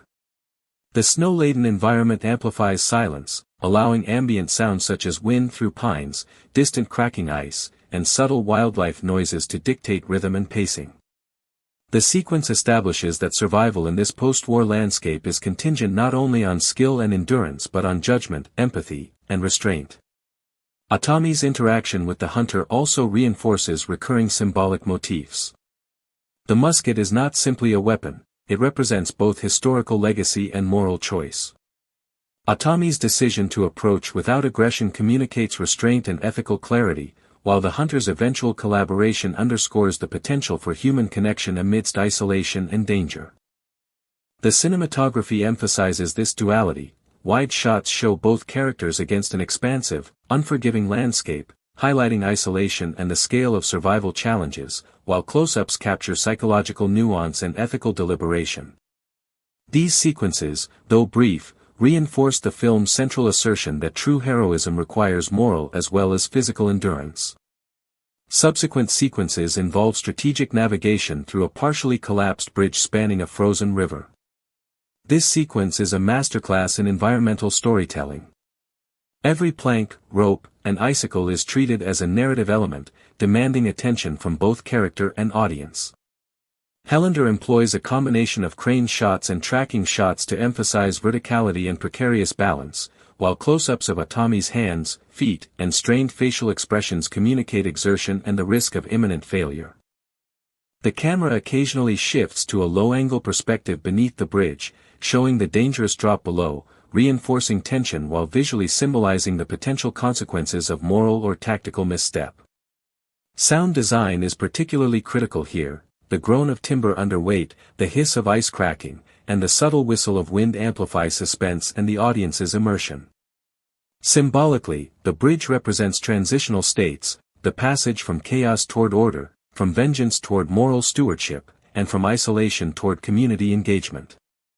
As Atami progresses, he encounters remnants of Dragunov's forces, scavengers, deserters, and ideological loyalists. Each of these minor antagonists is characterized with distinct visual and behavioral traits, emphasizing both individuality and thematic continuity.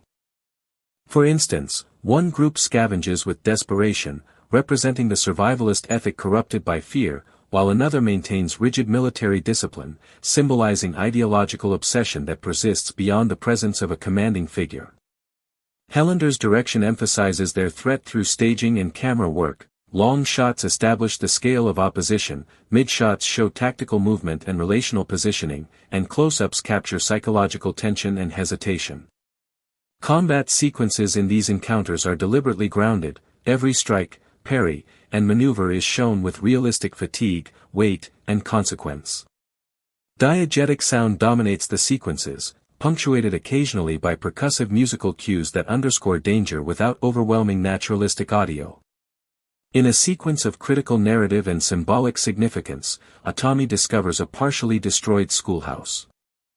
The building's interior, lit through broken windows, contains scattered educational materials, tattered books, broken desks, and faintly visible chalk writing.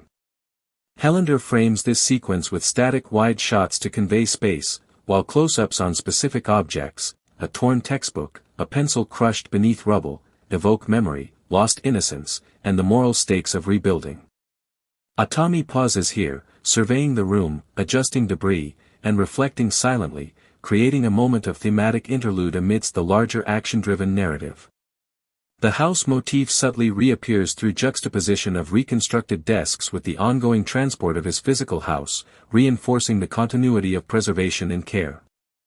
The subsequent forest combat sequence is a carefully layered interplay of physical choreography, environmental hazards, and cinematic technique. Atami uses fallen logs, dense undergrowth, and uneven terrain to his advantage, emphasizing the integration of skill, endurance, and tactical intelligence. The camera alternates between handheld close-ups for immediacy and wide tracking shots to contextualize spatial relationships. Slow motion highlights moments of critical decision, a step misjudged, a fallen opponent, a dodge at the last moment, while diegetic sound emphasizes exertion, impacts, and the interaction between human bodies and natural obstacles. Lighting is deliberately dynamic. Sunlight filters through canopy gaps, creating pools of illumination and shadow, visually underscoring the duality of moral clarity versus ethical ambiguity present throughout the narrative. Minor dialogue interactions continue to carry weight. In one pivotal exchange, Atami communicates silently with a survivor signaling distress. The camera emphasizes shared eye contact, hand gestures, and the subtle communication of intent. This minimalistic dialogue technique maintains narrative tension while highlighting nonverbal human communication, a recurring motif reinforcing that survival and ethical choice extend beyond spoken words. Secondary characters' actions and reactions are carefully staged. Hesitation, compliance, or resistance function as ethical tests for Atami, reinforcing narrative and thematic continuity. The narrative tension escalates as Atami approaches a strategic mountain pass, the site of multiple future confrontations. Here, environmental hazards dominate cinematic framing. Sheer cliffs, unstable rocks, and variable snow conditions create both physical and symbolic obstacles. Every sequence is constructed to emphasize the difficulty of moral and physical navigation. Wide shots establish vulnerability and scale, mid-shots capture tactical positioning, close-ups communicate strain, resolve, and strategic calculation. Diegetic environmental sounds, cracking ice, shifting stones, gusts of wind, are layered with minimal musical cues to sustain suspense while grounding the viewer in realism. Subsequent confrontations with residual Dragunov loyalists employ a combination of hand-to-hand combat, improvised weapons, and environmental advantage. Each fight is meticulously choreographed with attention to weight, momentum, and fatigue. Cinematic technique emphasizes immersion. Handheld cameras in close-quarter sequences convey chaotic energy, while overhead shots contextualize spatial relationships and strategic decision-making. Lighting and shadow continue to play symbolic roles, emphasizing moral choice, psychological tension, and the consequences of action. These sequences reinforce the film's recurring motifs: endurance under duress, the persistence of moral agency, and the interplay between individual skill and environmental adaptation. Sisu, Road to Revenge opens with a bleak, frozen landscape, emphasizing both the physical and emotional isolation of its protagonist, Atami Korpi. Snow-laden forests stretch endlessly, their stillness interrupted only by the faint echo of wind through barren trees and the distant crack of ice beneath hidden water currents. Atami arrives at what remains of his home, a structure now reduced to ashes, shattered beams, and the faint traces of domestic life that once existed there. The ruins are simultaneously intimate and monumental, representing not only the personal loss he has endured but the broader devastation of post-war Europe. Hellander's camera lingers on subtle details: charred wood splintered in unnatural angles, frost-encrusted remnants of furniture, and small, surviving personal artifacts that hint at stories frozen in time. Every frame communicates memory, grief, and the weight of survival, immediately drawing the viewer into a narrative where rebuilding is both literal and metaphorical. The early scenes establish the painstaking rhythm of Atami's life in the ruins. He clears snow, inspects structural damage, and surveys the surrounding landscape for potential threats. These sequences, though quiet, are suffused with tension and narrative significance, as the audience begins to perceive the lingering danger that permeates every aspect of this post-war world. Each movement he makes is deliberate, calculated, and reflective of his moral and psychological state. The film emphasizes that survival is not merely a physical undertaking but also a test of patience, intelligence, and resilience. Through these early moments, the audience is introduced to Atami's embodiment of Sisu, a uniquely Finnish combination of courage, perseverance, and determination in the face of overwhelming odds. While Atami works to reclaim his home and restore some semblance of normalcy, a new threat emerges. Igor Dragunov, a Soviet commander whose previous actions contributed directly to the destruction of Atami's family and property, becomes the central antagonist of the narrative. Dragonov's character is deliberately constructed as a figure of ideological rigidity and obsession. He pursues Atami not merely for personal satisfaction but as a manifestation of authoritarian power, representing the unyielding force of oppression that seeks to eliminate both resistance and individuality. Helander introduces Dragonov gradually, emphasizing psychological tension before physical confrontation. His forces are meticulous, strategic, and relentless, creating an omnipresent sense of danger that intensifies Atami's journey. The narrative thus establishes a dual conflict, one external, against Dragonov's calculated pursuit, and one internal, within Atami's struggle to maintain moral clarity, emotional resilience, and strategic foresight. Atami's character is developed in intricate layers. Jorma Tomala portrays him as a man of action tempered by reflection, whose endurance is matched by intelligence and tactical skill. Minimal dialogue is utilized to heighten the impact of visual storytelling, allowing gestures, expressions, and environmental interactions to convey psychological depth. Atami's ability to navigate harsh landscapes, anticipate threats, and leverage environmental opportunities demonstrates a combination of intellectual acumen and physical prowess. Helander emphasizes the moral dimension of Atami's actions. Unlike typical action heroes, he is not driven solely by vengeance. Each violent encounter is contextualized, measured, and purposeful, reflecting a nuanced understanding of morality, consequence, and the human cost of conflict. This approach ensures that audiences perceive Atami as a fully realized character, whose heroism is grounded not merely in physical capability but in endurance, ethical consideration, and psychological sophistication. Dragonov, portrayed by Stephen Lang, is crafted as both a formidable adversary and an ideological foil. His obsession with dominance, meticulous planning, and unwavering authority contrast sharply with Atami's moral clarity, adaptability, and perseverance. Helander ensures that Dragonov's presence is felt long before physical confrontation, using visual cues, dialogue, and environmental surveillance to communicate the weight of his pursuit. Their eventual confrontations are layered, combining intense physicality with ideological and philosophical stakes. The choreography of combat reflects these contrasts. Dragonov's attacks are rigid, controlled, and forceful, while Atami's responses are adaptive, instinctual, and strategic, emphasizing intelligence as much as strength. Through these encounters, the film interrogates the nature of heroism, the ethics of revenge, and the enduring impact of trauma. The film's cinematography plays a central role in conveying both narrative and thematic depth. Estonia's landscapes, chosen for their visual versatility and historical resonance, are captured with meticulous attention to detail. Wide shots emphasize isolation and scale, positioning characters within a harsh, unforgiving environment, while close-ups reveal psychological intensity and emotional nuance. The film employs recurrent motifs, fire, snow, and water, which serve symbolic as well as aesthetic functions. Fire represents destruction, catharsis, and potential rebirth. Snow conveys endurance, isolation, and the relentless passage of time, and water symbolizes transformation, cleansing, and renewal. These visual motifs interact with narrative elements, reinforcing the psychological, moral, and thematic dimensions of Atami's journey. Action sequences in Sisu, Road to Revenge are choreographed to blend visceral intensity with narrative consequence. Atami's confrontations with Dragonov's forces emphasize environmental strategy, improvisation, and intelligence alongside combat skill. Each engagement carries weight, with the physical toll of exhaustion, injury, and psychological strain portrayed realistically.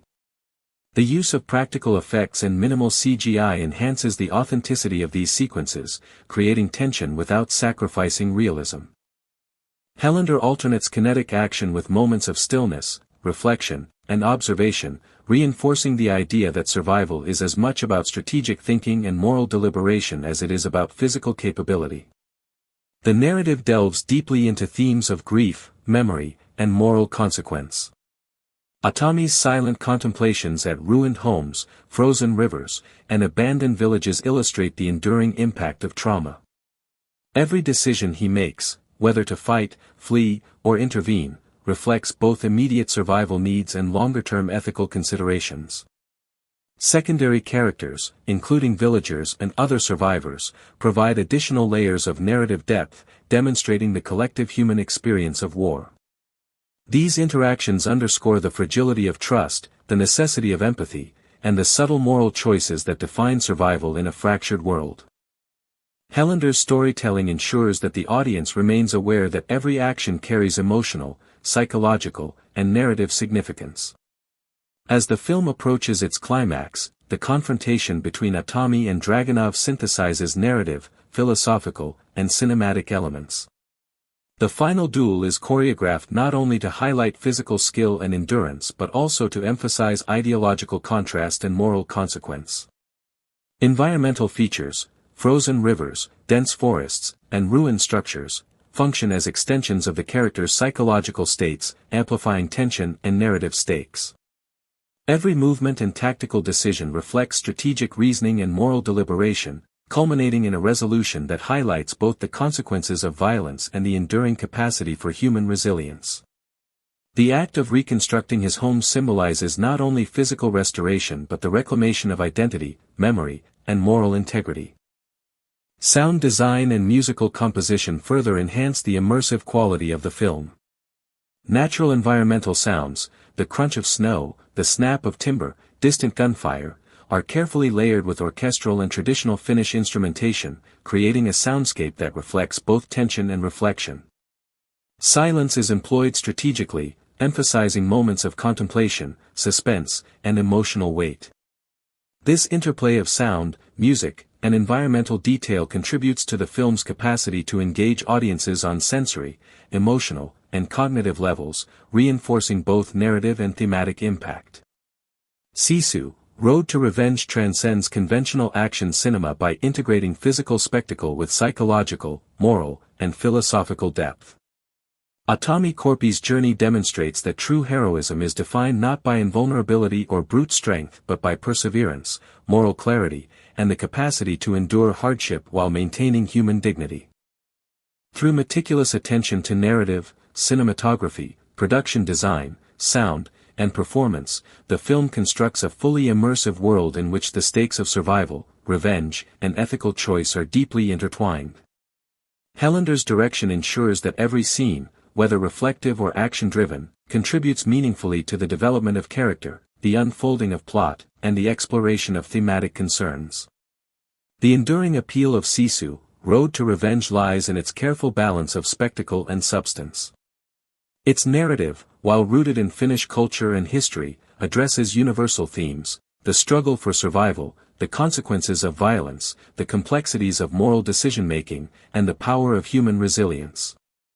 By situating Atami's personal quest within a broader post-war context, the film underscores the interplay between individual agency and historical forces. Secondary narratives, environmental storytelling, and visual symbolism enrich the story, ensuring that audiences experience not only a thrilling cinematic journey but also a meditation on human endurance, identity, and ethical responsibility. Ultimately, the film demonstrates that revenge is not an endpoint but a lens through which broader human truths can be examined. Atami's journey emphasizes that closure and justice are inseparable from moral clarity, resilience, and the capacity to rebuild. By integrating narrative complexity, thematic richness, and cinematic craftsmanship, Sisu, Road to Revenge offers a profound exploration of survival, morality, and the human spirit. It establishes Atami Korpi as an enduring figure of heroism, whose actions exemplify Sisu in its fullest sense: courage under adversity, perseverance in the face of despair, and the relentless pursuit of justice, identity, and humanity amidst devastation. The narrative tension reaches its zenith as Atami approaches the mountainside pass, the site of the film's climactic confrontation with Dragunov's forces. The mountainside is not merely a backdrop but an active participant in narrative storytelling. Hellander frames the environment meticulously: jagged rock formations and treacherous cliffs dominate the periphery, while narrow ledges and uneven snow create constant physical peril. Wide shots establish scale and vulnerability, placing Atami as a solitary figure navigating a vast, hostile landscape. Mid-shots emphasize tactical decision-making, showing Atami carefully placing his weight, testing footholds, and positioning for optimal defensive advantage. Close-ups reveal strain, tension, and internal deliberation, sweat glistening on his brow, frost accumulating on his eyelashes, eyes scanning for threats. The cinematography underscores the dual challenge of physical survival and moral navigation. The mountainside symbolizes both the arduous climb of human endurance and the precarious nature of ethical choice under duress. Dragunov's forces arrive with calculated coordination, their presence amplified by low-angle shots that emphasize menace and looming danger. Helander employs cross-cutting between Atami's careful movements and the advancing enemies to maintain suspense while situating spatial relationships clearly. The choreography blends hand-to-hand combat, improvised environmental weapons, and the natural hazards of the cliffside. Each strike, block, and maneuver is weighted with realism, punches connect with visible impact, movements carry fatigue, and environmental interactions, sliding rocks, snapping branches, loose gravel, are integral to both strategy and storytelling.